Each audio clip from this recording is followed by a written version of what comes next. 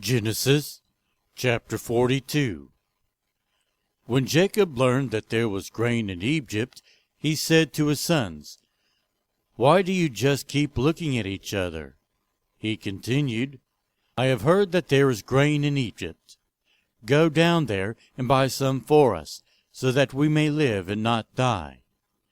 Then 10 of Joseph's brothers went down to buy grain from Egypt. But Jacob did not send Benjamin, Joseph's brother, with the others, because he was afraid that harm might come to him. So Israel's sons were among those who went to buy grain, for there was famine in the land of Canaan also.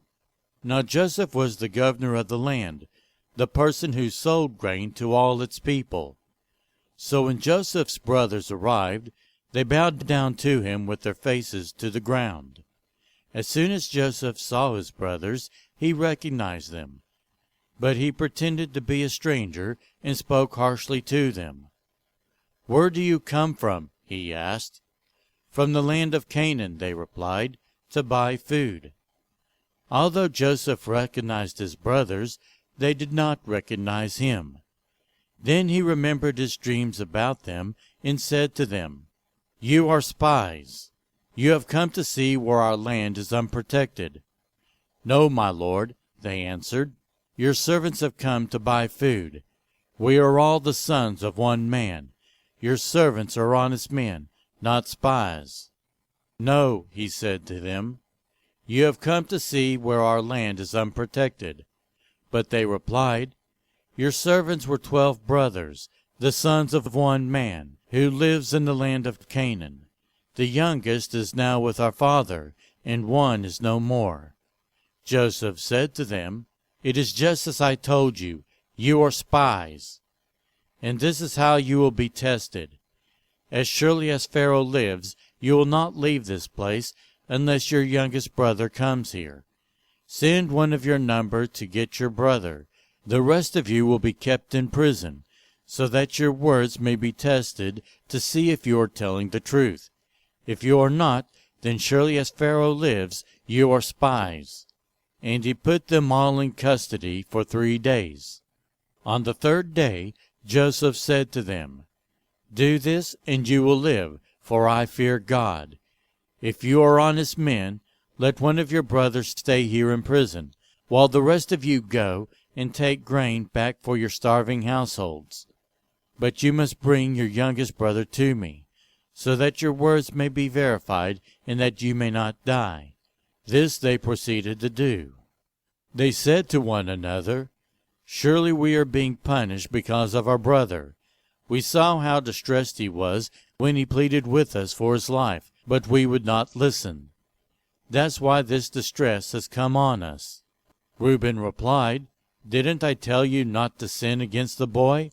But you wouldn't listen. Now we must give an accounting for his blood." They did not realize that Joseph could understand them, since he was using an interpreter. He turned away from them and began to weep, but then came back and spoke to them again. He had Simeon taken from them and bound before their eyes. Joseph gave orders to fill their bags with grain, to put each man's silver back in his sack, and to give them provisions for their journey. After this was done for them, they loaded their grain on their donkeys and left. At the place where they stopped for the night, one of them opened his sack to feed for his donkey.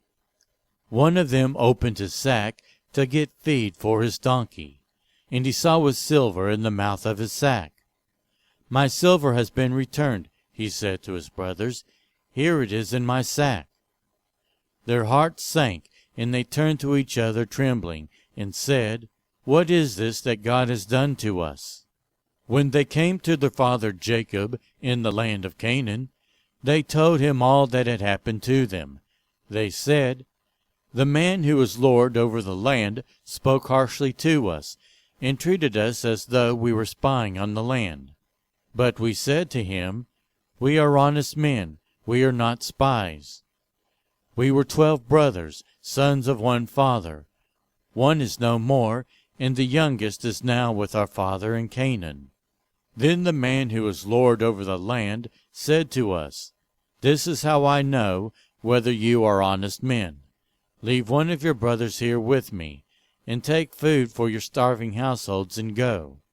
But bring your youngest brother to me, so I will know that you are not spies but honest men. Then I will give your brother back to you, and you can trade in the land."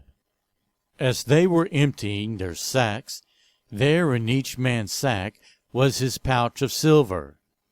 When they and their father saw the money pouches, they were frightened. Their father Jacob said to them, "You have deprived me of my children. Joseph is no more, and Simeon is no more. And now you want to take Benjamin. Everything is against me." Then Reuben said to his father, "You may put both of my sons to death if I do not bring him back to you. Entrust him to my care, and I will bring him back." But Jacob said, "My son will not go down there with you. His brother is dead, and he is the only one left. If harm comes to him on the journey you are taking, you will bring my gray head down to the grave in sorrow."